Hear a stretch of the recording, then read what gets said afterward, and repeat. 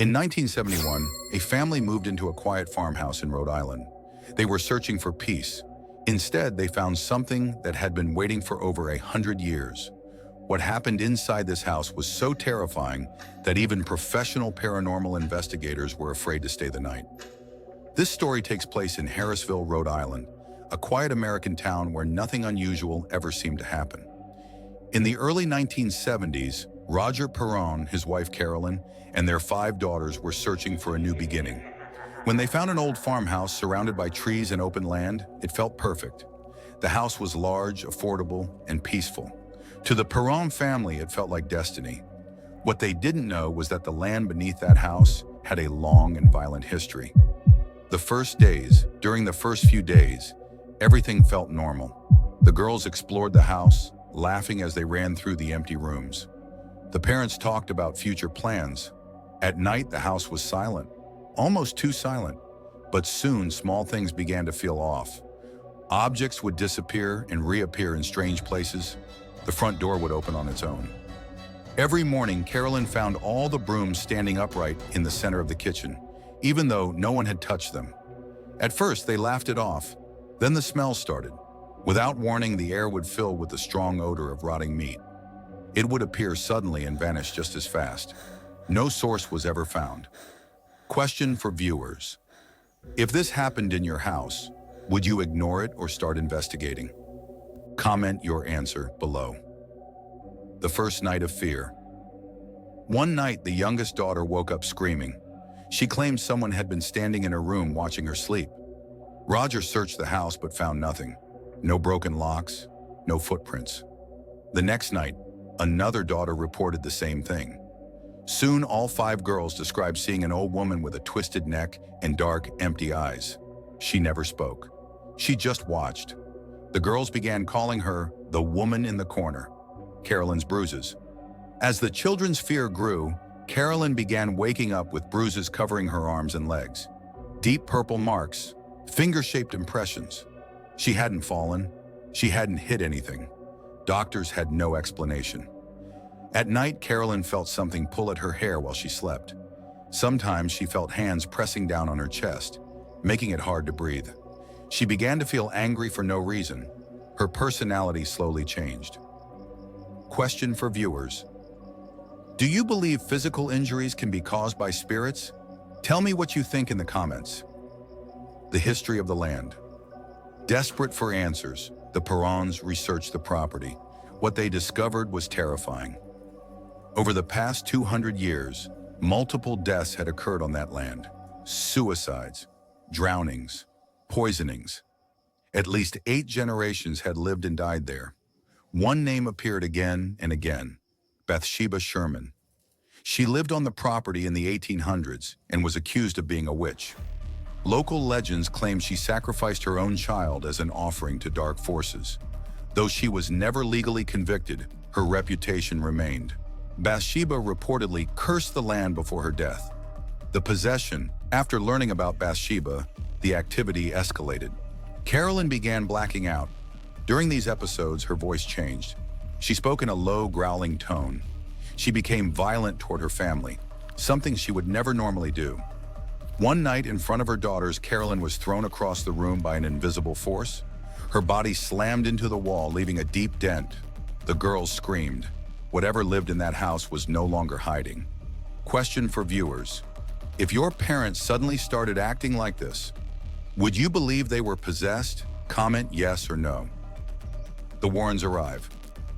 Out of options, the Perrons contacted Ed and Lorraine Warren, well-known paranormal investigators in America. Lorraine immediately sensed multiple spirits in the house. Some were harmless, others were extremely dangerous.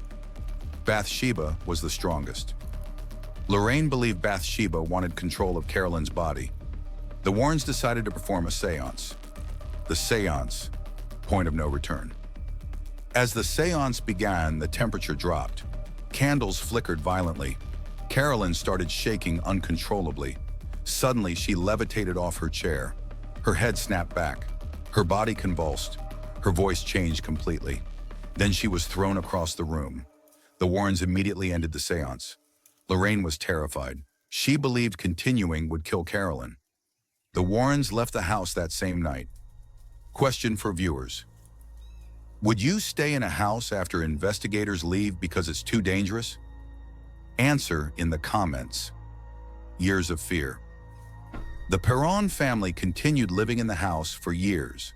The activity never stopped, but they learned to survive. They avoided certain rooms. They never spoke Bathsheba's name aloud. Eventually they moved out. The haunting followed no one. It stayed with the house. The house today. Years after the Perron family left, the house stood quietly, but not peacefully. Visitors reported feeling watched the moment they stepped inside. Some claimed the air felt heavy, as if the house itself was breathing. Others said they felt sudden waves of anger, sadness, or fear with no clear reason. Paranormal investigators who entered the house recorded unexplained voices, shadow figures moving across hallways, and doors slamming shut without warning. One investigator claimed he felt a hand grip his shoulder in the basement. Even though no one was behind him, the house did not attack everyone. It chose. Night investigations. Several overnight investigations were conducted in later years. Cameras were set up in bedrooms, hallways, and the basement. During one investigation, a camera captured a rocking chair moving back and forth on its own for nearly 20 minutes. In another room, a child's voice was recorded, whispering a name that no investigator recognized at the time. Later research revealed the name belonged to a child who had died on the property in the 1800s. One investigator refused to ever return after claiming he saw an old woman standing at the top of the stairs, smiling at him in the dark. The basement. Heart of the evil. Many believe the basement is the darkest part of the house. People who enter report feeling dizzy, nauseous, and emotionally overwhelmed. Some claim they hear chanting, others hear crying. During one investigation, all electronic equipment shut down at the same time. The temperature dropped suddenly, and one investigator collapsed, claiming he felt something wrap around his legs. When the team reviewed the footage later, a dark shape could be seen moving along the basement wall. Question for viewers. Do you think some places should never be investigated at night? Comment your thoughts. Bathsheba's influence. Many experts believe Bathsheba Sherman never truly left the property. Instead, her influence became part of the land itself. She is said to target mothers most of all, attempting to dominate and control them. Several women who stayed in the house for extended periods reported nightmares of being strangled, whispered threats, and visions of a woman ordering them to leave. One woman claimed she woke up with handprints around her neck. The house that watches. Guests often report the feeling that the house is aware of them. Doors close slowly, not violently, as if something is choosing when to be seen. Footsteps follow visitors, stopping when they turn around. Some say the house feeds on fear. Others believe it feeds on attention. Question for viewers. Would you visit a haunted house just to prove ghosts are real? Comment yes or no. Why the house remains. Despite its reputation, the Conjuring House was never destroyed. Some believe tearing it down would release whatever is trapped inside. Others believe the house acts as a cage, keeping the evil contained. Local residents avoid the property. Even delivery drivers refuse to approach it after dark. Multiple spirits. Investigations suggest the house contains not one spirit, but many. Former residents, lost children, and unknown entities appear to exist together. Not all are violent, some are trapped, some are angry, and some are watching. The final years, even today, reports continue. Lights turning on by themselves, doors unlocking, voices captured on audio saying, "Get out." The house has never been silent. It is only waiting. Final question. If someone offered you $100,000 to spend one night in the Conjuring House, would you accept? Comment yes or no. Call to action, end. Some houses are built with wood and stone. Others are built with pain, fear, and death. And those houses never forget. If you enjoyed this true American horror story, like this video, subscribe to Ghostly Tales and comment which haunted house you want me to cover next, because the next story might be even more disturbing than this one.